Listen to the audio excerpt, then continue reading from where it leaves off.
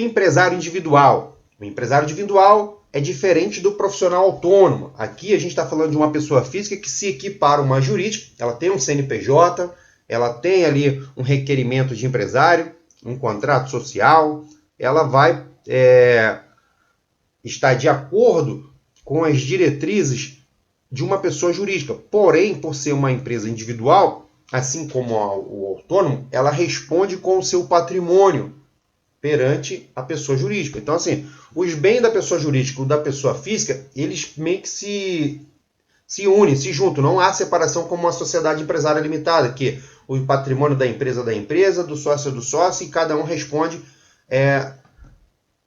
de acordo com a sua responsabilidade, de acordo com o seu capital social. E aqui a gente vai falar os conceitos do empresário. Então, de acordo com o Código Civil, o empresário é definido em 3 condições. A primeira condição é exercício de atividade econômica e por isso destinada à criação de riqueza pela produção de bens ou de serviços, pela circulação de bens ou serviços produzidos. A segunda é atividade organizada através de coordenação dos fatores da produção e trabalho, natureza e capital em medida e proporções variáveis, conforme a natureza e objeto da empresa. Nós temos aqui a terceira opção, que é o exercício praticado de modo habitual e sistemático, ou seja, aquela coisa que se repete, o cara faz isso todo dia. Então, o cara que vai lá e todo dia está exercendo aquela atividade, entende-se que ele tem o hábito, ele criou aquela rotina, e aquela rotina gera lucro para ele, tende sim a característica de um empresário individual. Aí tem algumas observações do empresário individual, e uma delas é com relação ao nome, diferente de uma empresa.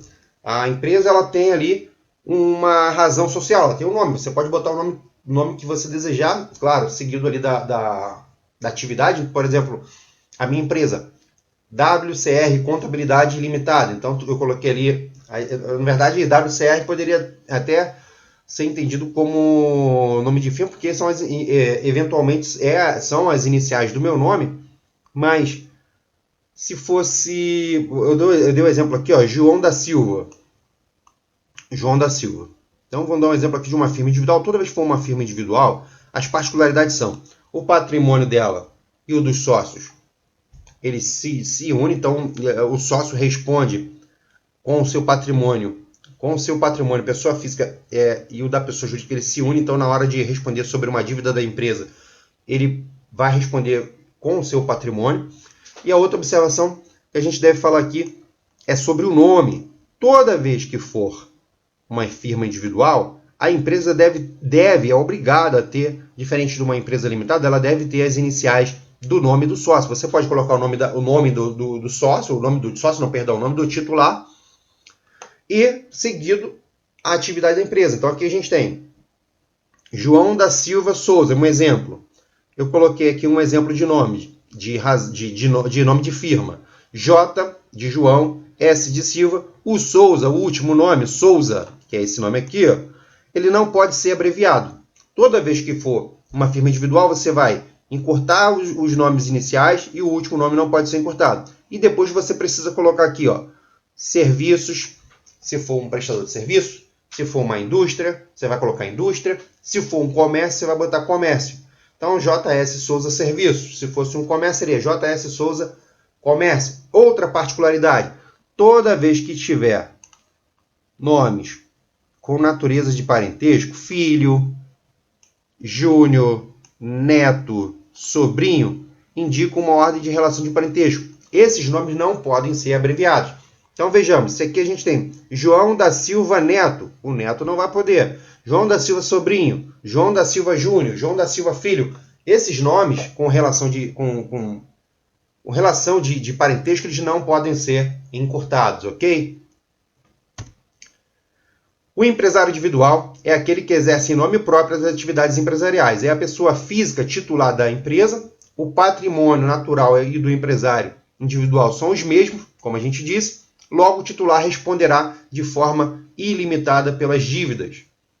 Observação: não é qualquer pessoa que pode se formalizar como empresário individual. Como a gente já disse, não é qualquer um que pode. E quais são os impedimentos? A gente vai falar aqui dos impedimentos. Alerta importante: se estiver em alguma situação de impedimento e se inscrever como empresário, vai arcar com responsabilidade penal.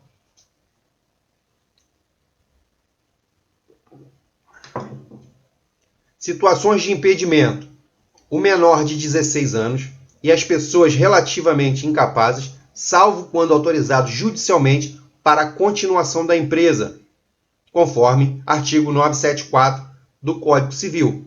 O empresário individual que possui empresas em seu nome, não poderá ter outra empresa individual. Aquela pessoa que fala, eu abri uma firma individual, eu posso abrir uma outra firma individual? Não. Mas você pode ser sócio de uma empresa limitada? Pode. Eu sou microempreendedor individual. Eu posso abrir uma firma individual? Não. No caso de microempreendedor individual, não pode nem firma individual, nem sociedade empresária limitada. Você tem que...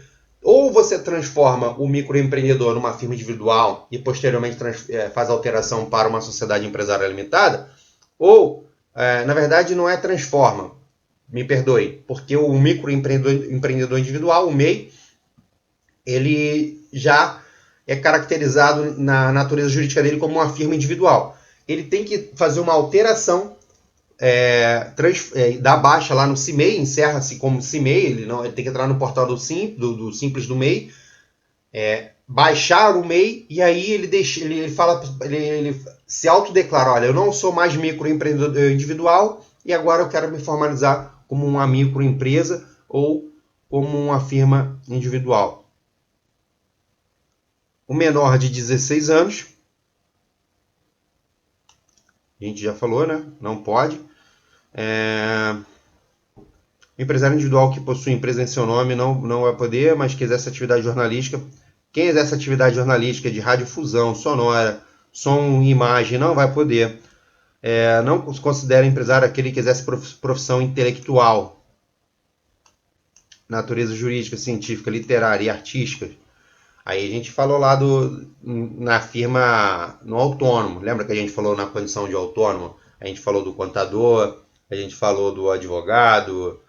São atividades de natureza intelectual, científica. Não vai poder se enquadrar aí como firma individual, ok? Os chefes do Poder Executivo, nacional, estadual ou municipal. Então, a gente tem nacional, estadual ou municipal. Os membros do Poder Legislativo, como senadores, deputados, seja federais ou estaduais, e vereadores que gozem em favor do seu contrato, pessoa jurídica. Toda vez que for algum membro de órgão público, deve-se haver cuidado na hora de formalização de qualquer tipo de empresa. E aí você também precisa ver, principalmente nas condições municipais e estaduais, os estatutos, se tem algum tipo de impedimento, algum tipo de observações em relação à formalização de empresa. Então a gente tem aqui também os cônsules, a gente tem o médico. Então a gente tem aqui médico para exercício simultâneo de farmácia e o farmacêutico para exercício simultâneo de medicina. Os servidores públicos em gerais, civis da ativa e federais, inclusive ministros de estados e ocupantes de cargos públicos, comissionados. Então toda vez que galera, o cara for funcionário público, deve ter a observação se ele tem algum tipo de impedimento ou não. Aí vai depender muito do estatuto, mas em regra geral, esses são os impedimentos.